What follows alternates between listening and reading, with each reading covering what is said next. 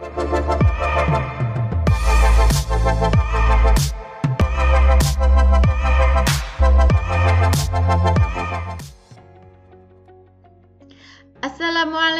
warahmatullahi wabarakatuh. Halo anak-anak, bagaimana kabarnya? Mudah-mudahan kita tetap dalam lindungan Allah Subhanahu wa Ta'ala. Anak-anak, sebelum kita mulai belajar, marilah kita membaca basmalah bersama-sama. Bismillahirrahmanirrahim. Anak-anak, kali ini kita belajar matematika, masih pada tema 3, subtema 2. Benda-benda di sekitarku, yaitu wujud benda untuk muatan matematika PB1. Kompetensi dasar yang harus kita capai yaitu mendeskripsikan dan menentukan hubungan antar satuan baku untuk panjang, berat, dan waktu yang umumnya digunakan dalam kehidupan sehari-hari. Tujuan pembelajaran kita dengan mengerjakan latihan soal, siswa dapat mengkonversi satuan kilometer ke meter atau sebaliknya dengan tepat. Dengan mengerjakan soal cerita, siswa dapat memecahkan masalah sehari-hari mengenai panjang dengan tepat. Oke, kita mulai. Ayo mengamati. Pernahkah kamu naik alat transportasi seperti pada gambar? Iya, ini siapa yang pernah naik? Hampir semuanya pernah naik sepeda motor. Belum tentu motornya bentuknya seperti ini ya. Tahukah kamu termasuk ke dalam wujud benda apakah motor itu? Nah, motor termasuk wujud benda apa? Ya, berdasarkan wujudnya ya. Ada berapa? Iya, pada pembelajaran sebelumnya. Nah, motor ini wujudnya apa? Tidak perlu dijawab ya. Cukup tahu aja ya. Tidak perlu dikerjakan. Pada hari Minggu, Edo dibonceng ayah ke rumah nenek. Edo dibonceng ayah dengan motor. Perhatikan deh jarak ke rumah nenek berikut ini. Nah, ini rumahnya Edo, ini kebun binatang, ini ke rumah nenek. Jarak rumah Edo ke rumah nenek 5 km. 5 km lebih 300 meter. Jadi 5 kilo 300 meter. Nah, jarak ini dapat ditulis dengan 5 km lebih 300 meter. Jarak dari rumah Edo ke kebun binatang 1523 meter.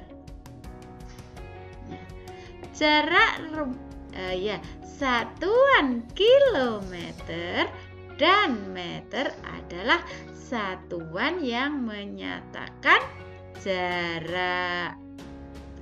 1 kilometer. Nah, kalau tadi ini 1 kilometer berapa meter ya? Ini 5 kilometer, yang ini kok 1000? Iya, 1 kilometer itu adalah 1000 meter.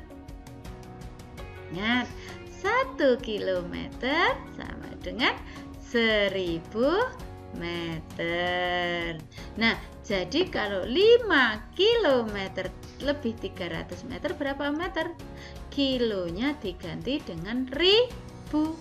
Jadi 5.300 meter. Tapi tidak diberi tulisan 05.000 gini, tidak. Nanti jadinya berapa? 5 juta nanti ya. 5.300 meter. Nah, ini kalau diganti menjadi kilo, titiknya ini menjadi km, kilometer. Jadi 1 kilometer 523 meter. Ya, ini udah saya jelaskan. Nah, langsung ayo berlatih. Rumah Siti ke sekolah. Mana ya rumahnya Siti? Oh, ini ada rumahnya Siti. Yang ini rumahnya Udin. Ini ada sekolah, pasar, kantor pos, dan rumah sakit. Nah, rumah Siti ke sekolah berapa? 5 km 100 meter. Jadi di sini 5 km 100 meter. Terus di sini ditulis gimana, Bu? Ya tinggal 5 km diganti titik. Terus sisanya berapa? 100. Jadi nulisnya 5.100 meter. Dibacanya 5.100 meter. Ingat, ditulisnya 5.100. Ya, bisa? Pasti bisa ya. Rumah Udin ke kantor pos. Rumah Udin, oh di sini rumahnya Udin. 2 km 850 meter. Jadi di sini 2.850. Terus di sini berapa, Bu? Iya, pinter. 2.850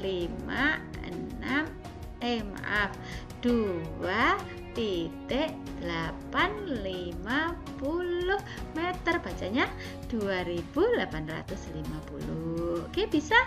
Pasti bisa. Silakan dikerjakan ini sampai nomor 5. Pasti bisa.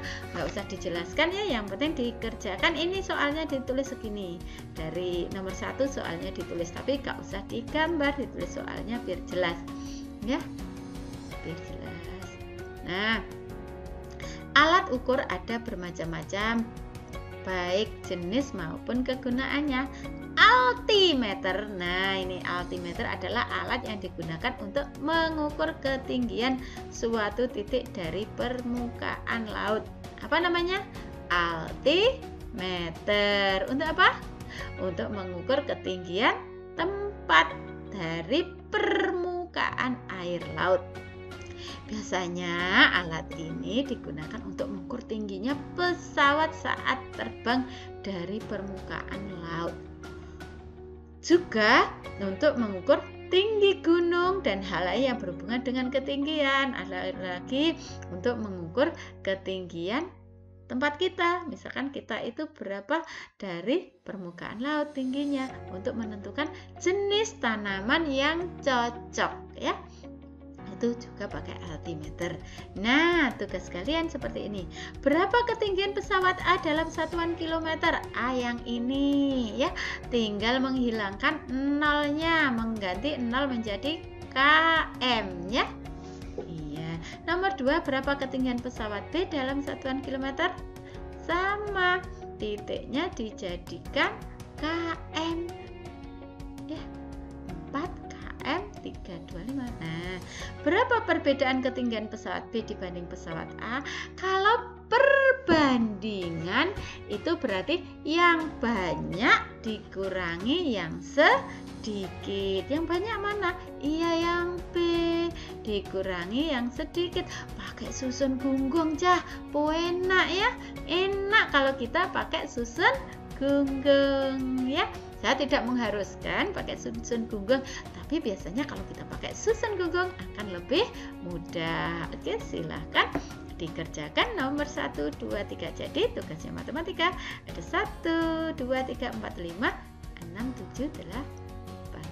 Oke, terima kasih. Cek dulu yang depan tadi. Iya, ini kan tidak ada yang dikerjakan, betul kan?